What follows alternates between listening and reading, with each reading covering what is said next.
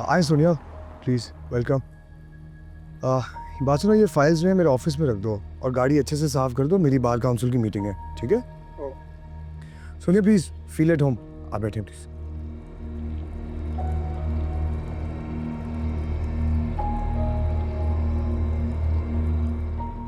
शुक्र है अल्लाह का, आज तो कोर्ट में तीसरी हियरिंग हो गई। अब बस जज का फैसला आना है, उसके बाद दूसरी। वन साइडेड ऐसा हो जाता है? मतलब दूसरी पार्टी?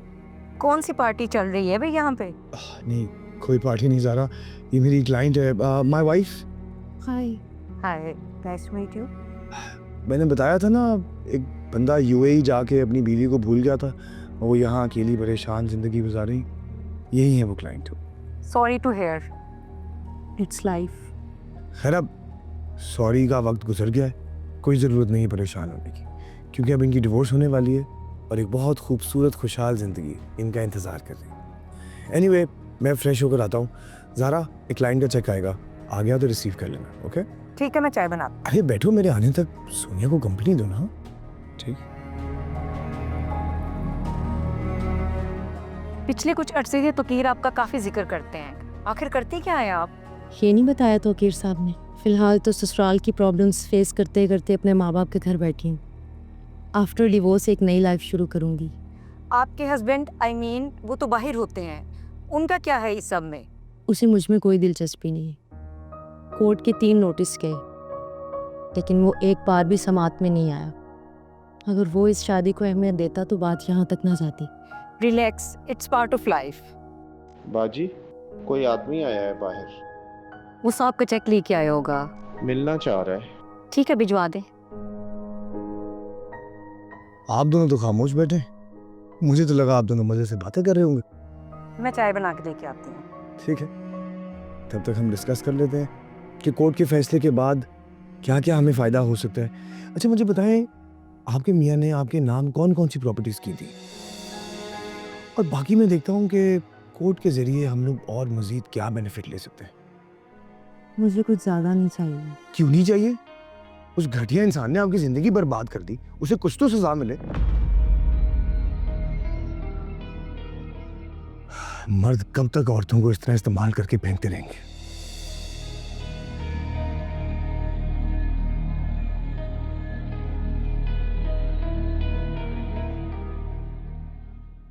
कौन? भाई मैं पूछ रहा हूँ आप कौन हो? He is Jamal. पिक्चर दिखाई तो थी मैंने आपको। तुम क्या कर रहे हो यहाँ पे? I said get out. और तुम किसी को भी ले आते हो अंदर? साहब, बेगम साहिबा ने कहा था। बेगम साहिबा ने कहा था निकालो इसे बाहर। मैं नहीं जाऊंगा। नहीं जाऊंगा, ये मेरा घर है। I will call the police, just get out. Sonia, मुझे तुमसे कुछ बात करनी है। मेरी क्लाइंट तुमसे कोई बात नहीं करना चाहती। वकील साहब, मैं अपनी बीवी से shut up. She is not your wife anymore. नहीं है वो तुम्हारी बीवी। 2 दिन में तलाक के कागज आ जाएंगे। देख क्या रहे हो, धक्के मार के निकालो उसको बाहर। Get lost. सोनिया यार, मैं तुम्हें कई दिन से फोन कर रहा हूँ, तुम मेरा फोन भी पिक नहीं कर रही हो। मैं आज ही पाकिस्तान आया हूँ, आते ही मैं तुम्हारे घर गया, तुम वहाँ नहीं थी। फिर कोर्ट गए, वहाँ चैम्बर से पता चला तुम यहाँ हो। प्लीज मुझसे कुछ देर बात कर लो। अब बात करने को रह क्या गया है? कभी तुमने मुझसे शादी को अहमियत दी? 2 साल की शादी में 20 महीनों से तुम दुबई बैठे हुए हो। और सोनिया तुम्हारे माँ बाप की मुलाजमा बनी हुई है। अगर मुलाजमा चाहिए थी तो मुलाजमा रखते ना। मेरी क्लाइंट के साथ तुमने शादी की ही क्यों? वकील साहब प्लीज आप बीच में मत आए। What rubbish. मैं अपने क्लाइंट की राइट्स की बात करूंगा। Get lost. क्या मैं पुलिस को कॉल करूं? हाँ। तो कीर, stop.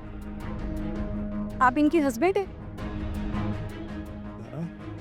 This is a legal matter. No, it's personal thing. तो कीर, मेरी बात सुनो।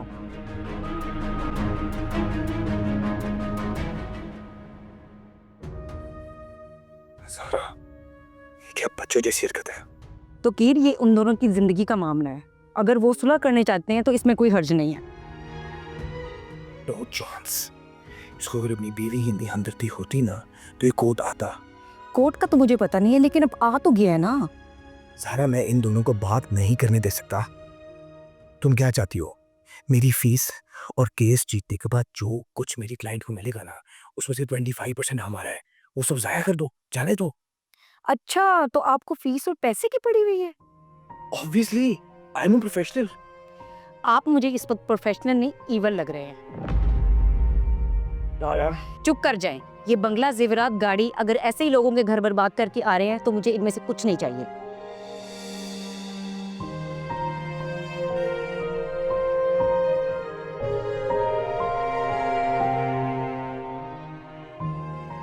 पाँच मिनट मतलब 5 मिनट। अगर कोई लड़ाई झगड़ा या मारपीट होती है तो मैं खुद पुलिस को बुलाऊंगी। अदालत की तरफ से फैसला हो चुका है, अब ये आप दोनों पे डिपेंड करता है कि आपने अपनी शादी को बचाना है या नहीं बचाना। फैसला आपके हाथ में है, आप फैसला कर लें।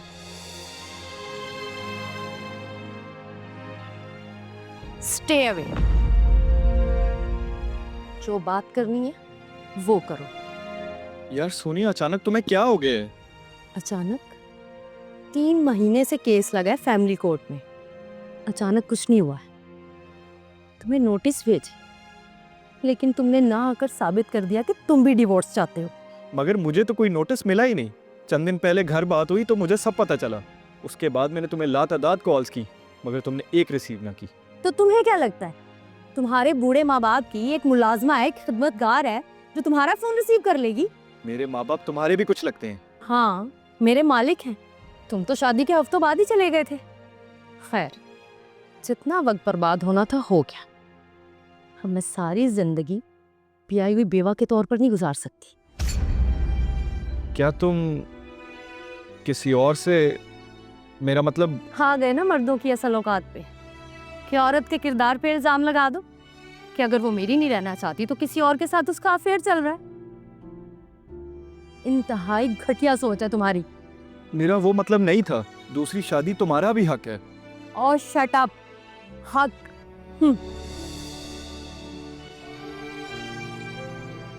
कमा कर सब कुछ माँ बाप को भेजते और मुझे सिर्फ चंद हजार मीलों दूर बैठकर क्या हक अदा करोगे? मैं भी इसी आग में जल रहा हूँ जिसमें तुमसे दूरी भी और दिन रात मेहनत भी। और कुछ?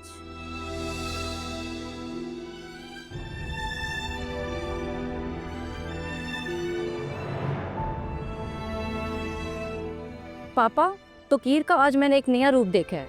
वो आपके ऑफिस में काम कर रहा है और आपने मुझे बताया तक नहीं है। बेटा मैं तो सुप्रीम कोर्ट में बिजी रहता हूँ और वैसे भी बताता क्या, वो दामाद है मेरा और उसने तो वतीरा यही बना रखा है, जिस मर्जिया खातून की शादी में कोई उलझन हो ये डिवोर्स करा देता है। जी, मुंशी ने बताया मुझे, वो हर माह 2 केसेस में डिग्री करवा रहे हैं। पैसे की लालच है बेटा, लोगों के घर तोड़कर अपना घर बनाना चाहता है और उसने तो मेरे चैम्बर का भी नाम काफी खराब किया है। तो निकाल दी ऑफिस से उसे। तुम शायद भूल रही हो, तुम्हारा हस्बैंड है वो। मैं उसे पापा, मैं ही आपसे कह रही हूँ कि निकाल दी उसे। लोगों के शादी के बंधन तोड़ते हैं वो, तो मेरे कैसे हस्बैंड और आपके कैसे दामाद? ज़ारा, ये बात करें पापा से आप।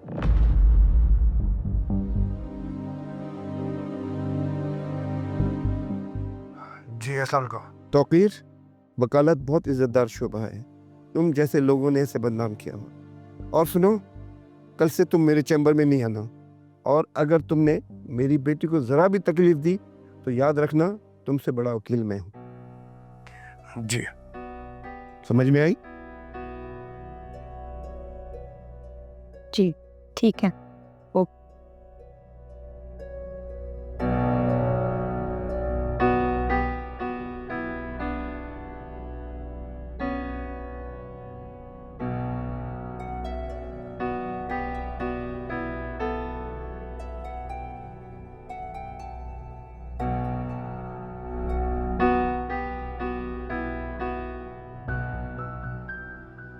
I am sorry Sonia. किस किस बात की माफी मांगो? जो गलतियां मैंने की उनकी माफ़ी, जो गलतियां मैंने नहीं भी की उनकी भी माफ़ी, पर प्लीज़ मुझसे अलहदा मत हो। हम पहले भी साथ नहीं हैं। अब होने वाले हैं ना। दिन रात कमा कर माँ बाप को भेजा कि उन्होंने मुझे पाला, तुम्हें भेजा कि तुम मेरी जिम्मेदारी हो, पार्ट टाइम जॉब्स की और सेविंग्स करके सिर्फ इसलिए रखी ताकि तुम्हें मैं अपने पास बुला सकूं। अब कुछ नहीं हो सकता। लोगों की मत सुनो, सिर्फ अपने और मेरे दिल की सुनो। मैंने वही किया जो शादी के शुरू के दिनों में मैंने तुमसे वादे किए थे। मैं कैसे यकीन कर लूं? अगर ये सब झूठ हुआ तो? लेकिन अगर मुझ पर बिल्कुल भरोसा नहीं रहा और सिर्फ नफरत बाकी रह गई है तो मैं हार मान लेता हूं। बस मुझे माफ कर देना।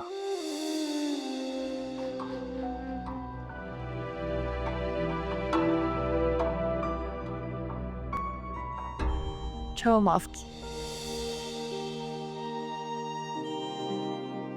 लेकिन अगर दोबारा तुमने मुझे दुख दिया ना तो कभी माफ नहीं करूंगी।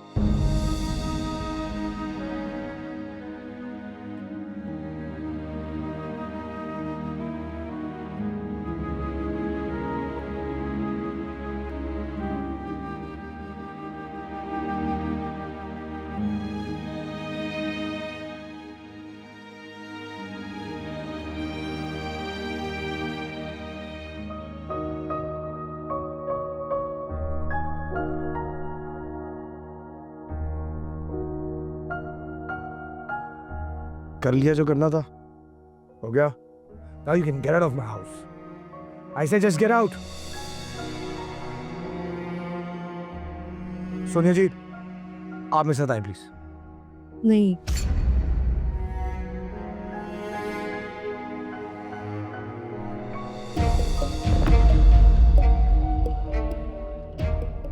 मैं यही ठीक हूँ। सोनिया जी, listen to me. आपको तो बहुत दुख हो रहा होगा ना इन्हें एक साथ देख के। Shut up. सारा, तुम ऑलरेडी बहुत कुछ कर चुकी हो। तमाशा मत लगवाओ, अंदर जाओ बस। अभी तो एक फैमिली को आपके जोन से बचाया है, आइंदा मैं आप पे मुकम्मल नजर रखूंगी। अगर आपने दोबारा ऐसा कुछ किया तो नेक्स्ट जो डिवोर्स का केस होगा वो मेरा आपके पास आएगा। I mean it. Thank you Zara. शुक्रिया आप दोनों का कि आप दोनों ने आपस में बात की। मियाँ बीवी में बात होनी चाहिए, तभी तो गलत फहमियाँ और दूरियां खत्म होती। मैं ईगो के हाथ में चली गई थी। अरे मियाँ बीवी में ईगो का क्या काम? आप दोनों एक साथ कितने अच्छे लग रहे हैं। You have a beautiful smile, keep smiling. Thank you. Life partners में ईगो की गुंजाइश नहीं होती। आप लोग प्लीज बैठे, मैं आपके लिए चाय बना के लाती हूँ।